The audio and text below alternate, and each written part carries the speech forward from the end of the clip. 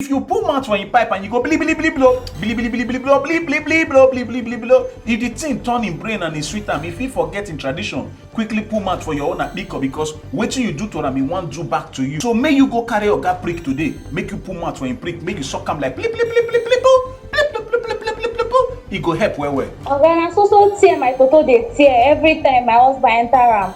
Na small remain make I dey put plaster for toto. Na so every woman toto dey scatter anytime their husband sleep with them.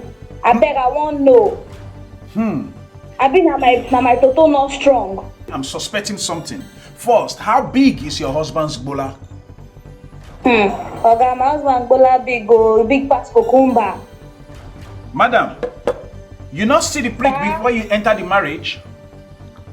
Oga, my husband marry me as virgin o. Na from secondary school we marry o. You never find notice say if you wear boxers, the thing they massive?